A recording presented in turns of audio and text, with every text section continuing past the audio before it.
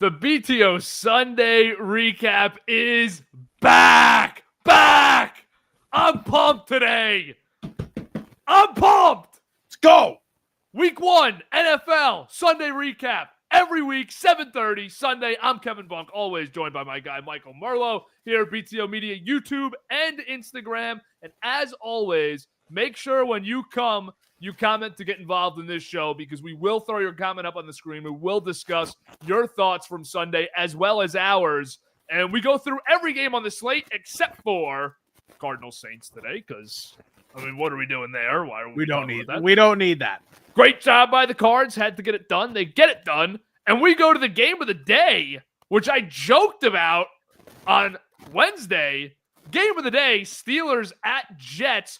Who would have thought this was the big 66-point game?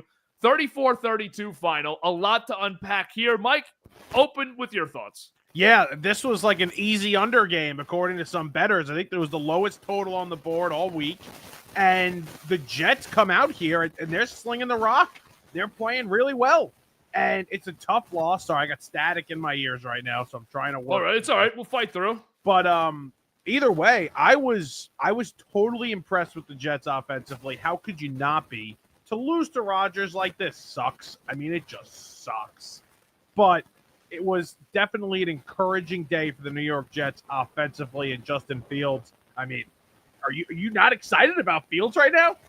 You got to be a little bit excited about Fields here. I'm going to temper the excitement, but we did see a great day. And I thought both quarterbacks really showed up and played well. Fields, 16 of 22, 3 touchdowns, 48 rushing yards. 2 of those touchdowns came on the ground. Hall and Garrett Wilson looked great. I think all the Garrett Wilson concerns, all of the Garrett Wilson tampered expectations for him and fears for him with Justin Fields were eliminated today, because from the beginning of the game, he was the only guy Fields looked at, and they worked really efficiently together. Wilson had the big touchdown, and overall in the day, just a monster game for him. It was one of his better games as a Jet. Garrett Wilson, who of course has had many great games as a New York Jet. But the main takeaway for me with Fields is that Tanner Engstrand looked like he was in his bag today.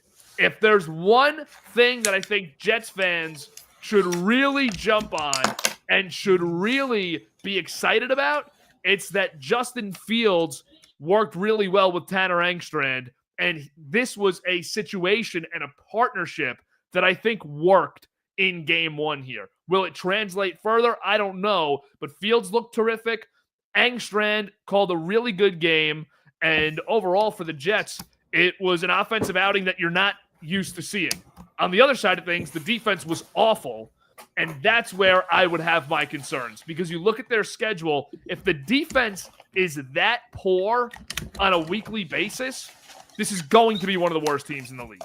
So yes, there's a lot of excitement around the Jets today. There's a lot of excitement around the quarterback, the coordinator, the playmakers.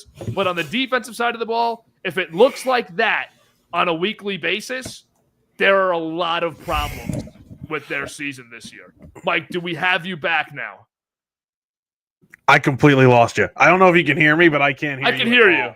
You can't hear me. I can hear you. Great. I don't know what happened to you. To the Sunday recap, because we've been so pumped for this show to come back. And this mic craps itself on the first night. Before the show, fine. We're running through the test, fine. Now we sit here and Marlowe's microphone absolutely toast. So we'll just keep moving through this Jets game, because you know I can cover it for you and we'll get his thoughts afterwards. But the Jets showed you some things that are really positive. The Steelers showed you some things that are really positive too. And I think that when you're a Pittsburgh fan in this spot, you have to be excited about the quarterback play you got, just because it was a certain upgrade from last year. Now, Mike is not going to disagree with me on this. I know that. The Steelers didn't overly impress me today. I don't think that they're going to be a great team. I don't think the offensive output they showed you this week will be a real indication of what's going to move forward and what it's going to look like. But Aaron Rodgers executed the game plan in a really positive manner today. A lot of easy throws, a lot of easy plays. I didn't love their offensive line. They never got the run game going, but Arthur Smith looked very good, and Aaron Rodgers executed Arthur Smith's game plan. Now Mike comes back. Mike, I'll catch you up on everything you didn't hear. The footnotes. Fields looked very good. Tanner Engstrand called a very good game. Jets playmakers looked good, but not totally high on their defense. Steelers offense made plays, but don't love them overall this year. Don't love the outlook. Thought their defense was awful. Thought Arthur Smith called a good game. I'm back now. I heard a little bit of that. I don't know if you could hear me. Crazy. Now I'm muted again. I don't know if you can still hear me, but what either a way, mess! The worst start to the recap maybe ever. Awful. What is going on? I don't know. I have no clue what's happening. I can hear you right now. Every time this thing moves, like can you hear me fine right now? Yes, I can hear you. All right. I'm back now. So I don't know where you were. Lock in. We're not at me. minute 7. We're at minute 7, and we're still talking Jets Steelers. We're supposed to be on Giants Commanders here. We have a hard out at 8:00. This is not me. This is crazy technical difficulties, which I'm now very concerned about. Jets, great. Not impressed with the Steelers at all, though I thought a couple of receivers made a couple of big plays today. Calvin but either Austin way, looked very good today. He did. But I'm not impressed with this team defensively. That's supposed to be their strength, and they allowed the Jets to score 32 points. I mean, not to be disrespectful to the Jets here, but that is absolutely insane. So, yeah, I don't think they're going to the playoffs. This doesn't change my opinion on the Steelers this win, although I thought they'd lose the game all off season long. This doesn't change my opinion on them. Mm-hmm. Do you think that Pittsburgh has the upgrade at quarterback that they hoped with Rodgers after that game? Probably. They probably I have somewhat of an upgrade. He took a couple of shots today. He did. And he got right back up after those shots and was able to make big-time throws. I don't think their offensive line looked very good. I thought the Jets, especially when Quinnen Williams was on the field, he missed a lot of the third quarter. Jets got after him, and they couldn't run the ball at all, Pittsburgh, today. Jets got after the backfield. They did a really good job. And I thought the Jets, on the offensive side of the ball, that offensive line, I don't know if you talked about this while I was gone. No. Unbelievable. Unbelievable job. And it was funny. They ran away from Watt all day long, as you should, and they were getting big chunk plays with Brees there, especially on the left side. Love the offensive line. That was huge, and it set up Fields in the passing game. Yep, absolutely did. Let's move on here to the Giants. We have some Giants fans on Instagram here ready to get into it. This was horrendous, horrifying, abysmal, awful, disgusting. I almost threw up watching these plays. They stink, Mike. You had to have been fuming with this game. I could not even imagine watching a third straight season opener where your team doesn't score a touchdown. First time that's happened in, I think, 80 years. Yeah, listen, they are terrible when it comes to the first week of the season. I don't know if you saw that stat that Fox put up entering today since 2011. Their point differential is minus 171. So now it's minus 186. They're disgusting. It was an awful performance. Their offensive line, they couldn't block anybody, and they couldn't tackle. That was the most embarrassing part about the day, was the inability to tackle, especially Debo running past them for a touchdown, yet Eckler in the middle of the field, a couple of missed tackles. It was embarrassing, but it really, really absolutely was a joke with the offensive line by Allen 40 plus rushing yards. I'm getting yelled at here. I guess I'm not answering my phone. Allen 30 or 40 plus rushing yards, whatever has better odds. Anyway, to throw it to an Instagram comment, my boy Dylan says that Dable, Kafka, Bowen all need to be shown the door. I just had this takeaway from it. I'm not going to say fire Dable after week 1, but I think there is a legitimate case to be made that the Giants have the 2 worst coordinators in the NFL when it comes to the offensive coordinator, and I'm confident in the defensive coordinator. Well, I don't know. Maybe number 32 in the league. Right, what do you you watch this football game today and you have to blame it on the offensive line? I mean, it's only the offensive line. And the offensive personnel, let's really take a look at this. The offensive line's awful. The quarterback is bad. So we knew that coming into this game. Right. That it was going to look that way. The tight ends are not good. The wide receivers after Neighbors are no better than average. Right. And the running backs are average. While I like the running backs, if they can put a line in front of them, they're average. Well, there's nothing they can do behind that offensive line. And when Andrew Thomas gets out there, how much is he going to change? They're a much better offensive line statistically while he's out there, but he's recovering from a major injury. Most guys really don't come back from fully. So there's really no hope at this point. I was looking forward to today. I was looking forward to sitting down and watching some Giants football. Hopefully it looked different, and it looked absolutely the same. Meanwhile, you got to look over at Indianapolis, and every 10 minutes, they're in the red zone with Daniel Jones. He's making big-time throw after big-time throw. It was a very frustrating day as a Giants fan. Official APT Sports on Instagram. For anyone saying put Dart in there, it'll be the end of his career if he plays under this mismanagement. And my takeaway today to all the people that were texting me, Dart has to play. I'm absolutely not putting him behind that offense. You cannot. No, you cannot. If Andrew Thomas is able to come back in the next couple of weeks and he's, formidable, he's serviceable out there, then that's completely fine. Then throw him out there. But there's no chance you could put him out there in front of this offensive line with these offensive weapons. The offensive weapons aren't going to change, but especially this offensive line. Anything impress you with the Commanders today, or did you think it was kind of status quo? This is what they were supposed to look like. Yeah, I thought they were a little better than I thought offensively. The up-tempo, their ability to run the football and be decisive. You don't know if that ball is going to go up the middle or if Daniels is going to take it and run. They would get to the line very quickly, and even if it was Eckler, they'd shoot right up the middle as fast as possible. It was really quick. It was really, really tough to stop that running game, and then the game was over by the second quarter. Yep. The segue here, how many plates did you have at dinner? Over, under 3.5? Chicken parm night. 2. It was 2. More like 1.5, but it was, if we're going to count a full second plate. It's a good under. This is a ridiculous line. It's a ridiculous line set here. It's unbelievable. It's actually my unbelievable. guy, Matt Smithwick, my guy. Never met him before, but absolutely my guy. That's unbelievable. Brother, and this is a ridiculous line, 11.5. That's disgusting. Just can't even get into that too much. Let's go with the most embarrassing loss of the day today. It wasn't even the Giants. It was absolutely the Dolphins. Could I have been more right about this football game during this week? I said Colts by 2 touchdowns. They won by 3 touchdowns. And you had brought up, I believe, McDaniels as a midseason firing. Yeah.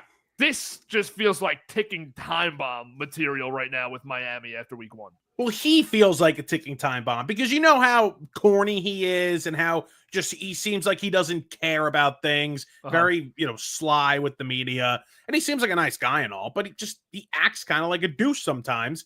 And I absolutely believe that if this season goes south, which it appears that it's already going south already, that he's absolutely going to be out the door.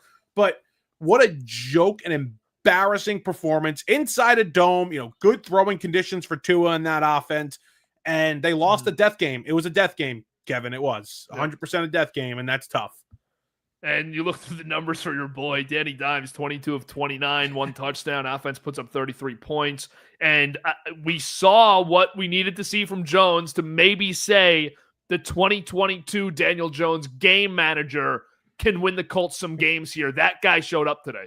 Yeah, 100%. He made a big-time throw over on the sideline. I think it was the second or third quarter. And I literally wanted to throw something at my TV. Like, where was this? Where the hell was this the last 4 or 5 years? Seriously. And I understand it's less pressure and it's New York and it's this and that. And there's an offensive line. But, again, it is just so frustrating to watch that. With the exception of Neighbors, I think he has 3 wide receivers in Indianapolis right now, too, who are probably better than any that the Giants provided for him. He has a running back who is not too far behind Saquon Barkley just when you talk about comfortable veteran running backs who can help the quarterback. And now he has a tight end room that the Giants never gave him either. So Jones is being put into this situation in a 1-year deal that, I could see this team. I made a video about this 4 or 5 weeks ago, but I could see this team winning 8-9 games and being in the mix the whole way through. If they play like that, they're definitely going to be, obviously, but I just can't see this continuing. Like, when you watch so much Daniel Jones in your life, it is real tough to believe that this is going to be something that is sustained. I'm just going to say that. No, absolutely fair. Let's move on to, I said the Jets was probably the most exciting game of the day, but the most important of the close games I thought was Tampa Bay and Atlanta. Yeah. Tampa Bay ends up escaping with a win. I picked the Falcons to win this game, but they missed the late field goal, lose 23-20. Tampa shows you here that they can beat you in a bunch of different ways. They didn't have any overwhelmingly dominant offensive performances, but they find a way to win again. And what a huge win in the quest for another division title in 2025. They are becoming this organization that is kind of just like a model, almost a model organization. They're in the postseason basically every year. They go from coordinator to coordinator. And I cannot believe we're sitting here saying this about a team that is coached by Todd Bowles. Are we serious? He loses 2 offensive coordinators 2 straight years, both big-time candidates that get jobs, and they were very coveted coaches, 100% offensive guys. They move on, and Baker and Todd Bowles are just able to rinse and repeat. It's a big win. They kind of got lucky here. Kicking game for Atlanta was terrible, but they're able to come out of there with a win, and they'll take it any way they can get. I got to say this. I was very impressed with Atlanta, and we'll get to that in the overreactions later, but I was very impressed with Atlanta today. I just want to make one point on Tampa. That's kind of a macro look at them, but you mentioned the organization, so I do want to bring it up. Jason Light is a very interesting case study on general managers in the NFL because Light was hired in 2014. They go 2-14. He drafts Jameis Winston. They go 6-10. They go 9-7, 5-11, 5-11, 7-9. So from 2014 to 2019, he had 1 winning season, and every other year he won 7 or less games. They didn't make the playoffs at all. They keep him. They let him hire multiple head coaches. I would venture to say since 2020 when he signed Tom Brady, he is the best drafting general manager in the league, and he is running a top 5 organization in the National Football League since 2020, which obviously includes a Super Bowl and a playoff appearance in every year with 2 different quarterbacks. Right. It wasn't just Brady. Like, he built a roster that Brady was okay with going to, more than okay with going to. They're able to win the Super Bowl. We all know what happens after that. But now to have this sustained success after Brady, it's super impressive, 100%. And the Bucs, with their patience, it really paid off. I think that Penix looked really good in this game, and Falcons fans have all the reason to be excited. Now, the line is not going to tell you the full story about Penix, but he can lead a passing offense if they can get that run game going. Yeah, they couldn't run the ball. They couldn't run the ball. Bijan had 100 yards receiving today on 6 catches. The big play, I think the second touchdown of today's games. But I was impressed with Penix. I really was. And I think, and again, when we get to the overreactions, like, I think this is a playoff team. I feel much stronger about that, even after a loss today. I feel much stronger about that. Yeah, I can get on board with that. Let's move on. Quick hit here. Panthers, Jaguars. Panthers lay a total egg here. Wanted to see a lot more from their offense and Bryce Young, and it didn't even come close. Panthers were terrible. Bryce Young was terrible. That interception, did you see the interception he threw? I mean, I don't know who he thought he was getting that ball to. There were 4 Jaguar defenders there, got tipped and picked. A step backwards for Mr. Young today. Early overreaction. I know that I'm kind of planning an overreaction here, but this is an addition to each of our 3 at the end of the show. Are the Panthers in serious territory as a potential team that drafts a quarterback this offseason? I got way too far for that. Yeah. You got to see what Young could do this year. I want to root for Bryce Young. I do root for Bryce Young. Bryce Young. Muted yourself. Back. You're a mess today. The opening recap. I lost you. Total mess after all the chicken parm indulgence. Let's just keep moving then. I thought this Panthers-Jaguars game, I'm pretty high, and I know I'm doing this again. Like I do this every year if you watch the recap. Jacksonville's weapons felt really nice today. And it feels like Liam Cohn can actually put them in positions to succeed. Trevor Lawrence did not look great today, so I'll stand on that hill that I don't think Lawrence is very good, but Liam Cohn might be able to make this work. And you look through the day, you look through the entire division and their history recently. Texans lost today, Colts won, Jaguars, of course, win. You can see Jacksonville making somewhat of a run towards this division. Titans are probably completely out of that, but the Jaguars might be able to make a little bit of a run at the division this year. Yeah, they could. You know, I didn't fall for it this year. There was a lot of Jaguar propaganda being sent my way, especially late last season, early in the year last year, and then a little late in this offseason. I wasn't falling for it, but it was definitely an impressive start against, listen, a team in the Panthers. I don't think is that bad. I think that they should be better than they look today. I'll put it 100%. That way. 100%. So we're going to have to learn as the season goes on with Carolina. Bengals, Browns. We knew this was going to be a close one. We said it on Wednesday, and I think we said it Friday again also. But 17-16, Cincinnati escapes, finally picking up a Week 1 win. It's a huge, huge win for the Bengals. 100%. They just cannot start off fast. They just can't. And listen, I'm going to boast here. Easy +4.5 there for the Browns. That was my 3-point pick this week on the gambling show, and I will gladly take that money. Love the Browns this week, and with Joe Flacco, they're competitive, but I think this is more on the Bengals just starting slow. They always start slow, and this was no different than any other year. And it takes a while the last few years for Burrow and Chase to really click and for the offense to really click. That's usually the bigger factor. I'm shocked the Bengals defense held Cleveland to 16 in Cleveland, because I think the Bengals defense is just going to be a mess. But good first win for them. They absolutely needed it. Raiders, Patriots, this game fascinated me going into it. I'm a huge Raiders guy this year. You know that. We spoke about it Friday or Wednesday, how I think they could even make a run at the division. Big win for them. Bad loss for New England at home.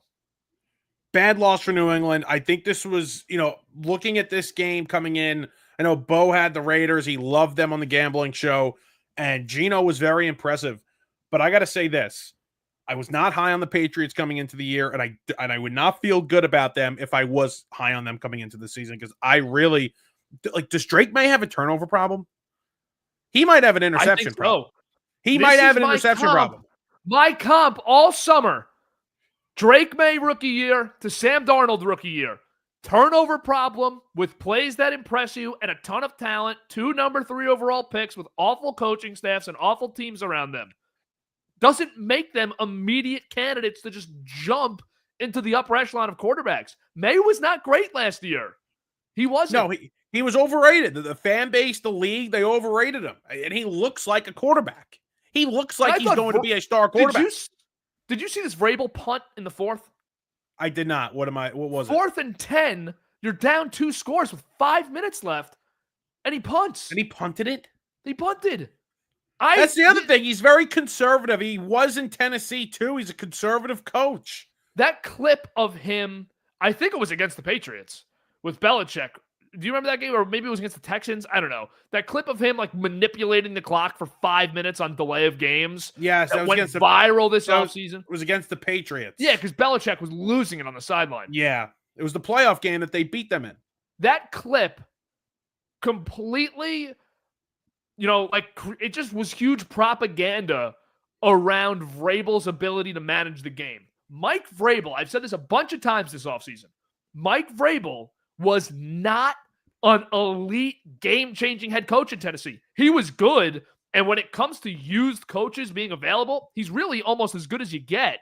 But Vrabel is not this wizard of managing the football game, and I thought it showed up today.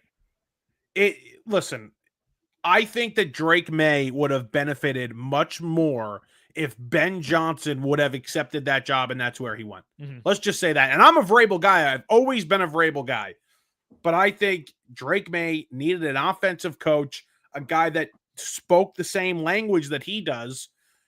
You have Josh McDaniels in there, right? We know how important offensive coaching is. And we have Josh McDaniels in there for the 4th time now? This is the 4th time or 3rd time he's gotten rehired by them? Yeah. Thought you were going to keep going. Sorry. That's all right. Next game. Niners Seahawks. Our chemistry's off today, man. It's Yeah, off. it's the mic thing. It's the mic I don't thing. know It's the what is chicken going parm. on. It's the chicken parm. I don't know what is going on today. The Niners pick up a win. Solid defense. Back in the Bay. Seattle, tough loss. Darnold fumbles late. Seen that story before, but come on. only 13 points from the Seahawks in the home opener. They have to find a way to get Darnold, and I think they will, to be able to distribute the ball more with their personnel right now, because I'd be a little concerned after week 1 about the amount of usage Smith and Jigba got, who's great, versus what they were able to do with their great running backs and Cooper Kupp, who were all really pretty dormant in this game. Purdy was good today, and a couple of big-time throws late to basically win them the ball game. Purdy was great, and Darnold, you hit on it, kind of the opposite, 150 yards passing. He wasn't very good, but it's the first start in a new spot. I'm not going to completely overreact to this, but the concerns I think I had coming into this year for Darnold and not being able to replicate or even come close to what he did with Kevin O'Connell in Minnesota, those issues definitely showed up today.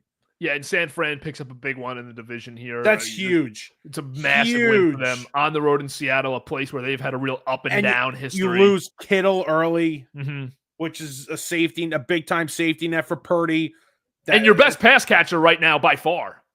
Besides, right. If you want to throw McCaffrey in. But Pearsall had that throw to Pearsall late in that game that set it up. That was a great throw and a great catch. It was a great route, great everything by the Niners there to finish this thing off. I thought this game, you look at the score, you look at the highlights, maybe we're just Purdy guys, 26 of 35, 277 yards, 2 touchdowns, 2 interceptions. You look at that and you might say, well, very average Purdy game. Niners defense got him a win. I thought Purdy had some really big, franchise quarterback moments in this game. He did, and it goes back to the point we just made. Think about who's not here. Kittle's not here for most of this game, although we threw a touchdown to him early.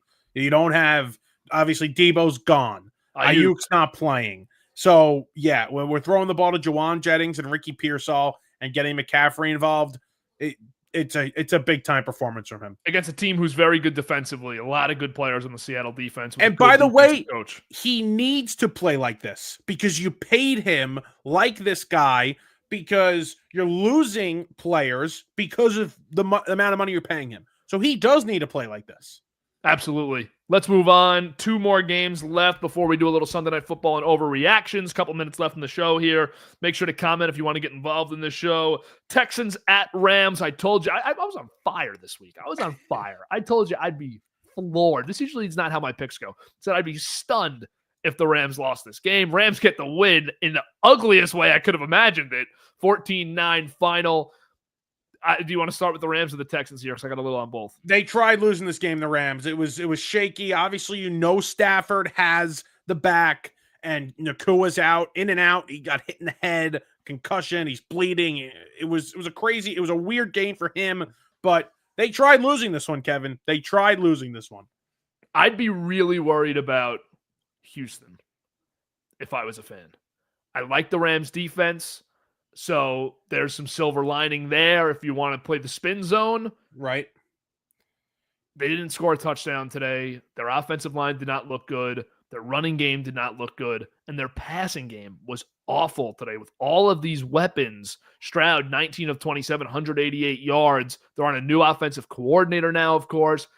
It's a lot of concern for me, a lot of red flags for me with Houston this year, a team that I can see winning 6 or 7 games because of that offensive line. The offense, you trade Tunsil, that's big. Trading Laramie Tunsil, and I completely forgot he went to Washington. I remember this week that he's in Washington now, but 100% the offensive line is terrible. You're without the backs. Mixon's going to be out a while. You're running Nick Chubb out there. I just thought this defense was too good, and I still will I'll go against you. I think the defense is too good to let them lose too many games. Okay, so they'd still be my favorite to win the division. I picked them to win the division at 10 games. What's your confidence level right now that the Texans do win this division after Indianapolis and Jacksonville pick up wins? I don't think Indianapolis is a true contender. Okay. Like I got to see more. I got to see a lot more. I think Jacksonville, with the talent that they have and my love for Liam Cohen, who I think is going to be a really good coach, I would say the Jaguars would scare me, but I'm still going to side with that the Texans are going to win this division. Last game of the slate, we got to go to Lions-Packers, saving the best for last. This was the marquee matchup. It was not the marquee game once it started. Lot of concerns on the Detroit side of the ball. I know that you have some stuff on the Packers, but overall thought Jordan Love looked really good. Packers did what they had to do offensively. Defense got the job done too. Lions offense looked awful. Lions offense looked awful, and I don't know if that was a mixture of the Packers defense just looking elite, but the Packers were unbelievable, and we're going to get to them in the overreactions, but they gave Love all day to throw. That offensive line, Green Bay is going to have a good offensive line. I mean, it's just, it's like the Steelers having a good defense or the Cowboys blowing games. Like, that the Packers are going to have a good offensive line. The biggest question was, what are these receivers going to look like? Are these receivers going to make plays for Jordan Love? And they were really good today. The throw that Love made to Kraft in the end zone, I think for the first touchdown, that was unbelievable, threaded the needle. So really, really impressed by the Packers and Jordan Love getting a big win. And I would be concerned if I was a Lions fan. I would. That's not a great showing, especially in the young career of Dan Campbell here. Is great early in the year and great in week one. And I'm pretty sure Jared Goff has covered every single first game spread ever in his career. He's 8-0. He's 8-1 now. So I'd be a little concerned. And we're discussing throughout the whole week this week, week one plays a lot of a role in late division races. Packers obviously pick up a huge one here. And all the people who picked Detroit to miss the playoffs, most bet on team to miss the playoffs this year, and all the people who picked Green Bay to win that division, feeling really good tonight about their analysis on it. Let's rip right into overreactions, because I think we're going to touch a lot more on this game in the overreactions column. I will let you go first. So if you have on this game, let's start there. Yeah, I think the Packers look like the best team in football. They're the best team in football today. The best team. Again, talk about what Love did. A lot of time to throw the football, but I thought he was unbelievable. And the receivers look like they're improved. I think Golden's going to make a big time. He's going to be a big addition for this weapons, for this team. And look at that defense. Parsons didn't even make that big of an impact today. And they were still great. They're the best team in football today. They had the most impressive and dominant week one win. Very good overreaction there. I could see it. They look the best out of all the teams today. They impressed me the most. We have big game at 8:20 when it comes to best team in football candidates with the Ravens and Bills, and a big one tomorrow night with my Minnesota Vikings on Monday Night Football. You're starting to get me on the Vikings. You're starting to get me a little bit on the Vikings. We're going to see tomorrow night. Tomorrow night will be really telling. That's going to be a great game. My overreaction also from this game, one of my 3 overreactions, Jared Goff will be questioned as the Lions franchise quarterback in year 1 without Ben Johnson. Listen, I've been on this train for years that when they lose Ben Johnson, this is going to fall apart for Dan Campbell. And even more so now, I think, with the emergence of Glenn and how important he is in that locker room. I forgot what show I did it on. I was stressing how important of a loss that Glenn is going to be.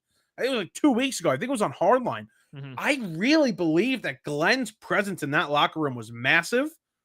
And I think they miss him. And defensively, it looked like it today. Not only schematically, but I think just mentally in that locker room. Yeah, absolutely. So not too high on Goff. Your next overreaction, Michael Marlowe. Yeah, the Penix looks like the real deal. And I think they're definitely going to make the playoffs. I was certainly impressed by him. I just, again, like you saw the plays with his feet reaching over the goal line to make the play. I know you're a big Michael Penix guy. You basically had a full conversation with him a couple of years ago. That is your guy. My guy. I was super impressed with him today. And I think this team overall, with the amount of weapons that they have, Michael Penix is going to be able to distribute the football. No, I didn't go there. I didn't go there. Michael Penix is going to be able to distribute the football to all of those playmakers. And I'm excited to watch this Atlanta team. They're good up front. Their interior offense and defensive lines for the last couple of years have been one of the best in football. And that's going to continue. They'll run the ball better, and he's going to get the ball to the weapons. Yeah, high on Penix today. My next overreaction comes right to you. Giants will not win more than 4 games this year. Wow. It's disrespectful. it's disrespectful. It's certainly an overreaction. So I know we're in that segment. So, that's fine. So you disagree completely. It's tough to not agree with that, but it's one game and they suck in week 1. Now they're probably going to get killed next week. They suck in week 1, but they also suck in weeks 2 through 18. They are going to get murdered by Dallas next week. I haven't actually even looked at the spread. Dallas is going to kill them next week. I'm going to take an early peek quick while you read your next overreaction. My overreaction is I think Patriot fans are going to be questioning the organization heading into 2026. I think they're going to start to have some serious questions about May. Coming into this year, they were a lot of people's surprise team.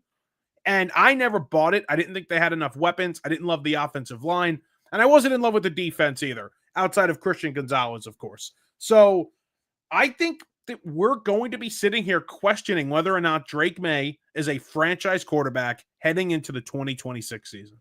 How about this perfect lineup by us? You said the chemistry was off. My final overreaction is Drake May is not a franchise quarterback. Not high on that performance today. Wasn't obsessed with his rookie year. Don't love the pieces around him still. And I do think in this league now, when you have two, whether they're average or bad first years as a top pick quarterback, you will get questioned no matter what after those first two. May has a lot of pressure on him this year. I love it. Look at us. Look at us ending off strong. Look at us. What do you got for Sunday Night Football tonight? I'm just going vibes tonight. I like the Bills. I think Allen has a big game, not only with his arm, but with his legs. And I like the Bills. Nice 27-24 win defending their home turf. All right, Bills. I'm going to take the Bills, too. I was shocked that the Ravens were favorites during this week. Can't believe the line flipped. And now here we are. Sunday Night Football going to be great. It's definitely the game of the week when you just look at pure matchups. Big one tomorrow night. We're both going Minnesota tomorrow night. Minnesota tomorrow night. I'm pumped. Me and Bo tomorrow, Bo and I, we're going to do a little reaction to the week, 20, 25 minutes live, BTO Gambling, BTO Media, Instagram, and YouTube. We're going to break down a little bit of the Monday night game, go over what happened today in terms of our picks. I had a pretty good day, went 2-1, hit my top 2, so we'll go through that tomorrow.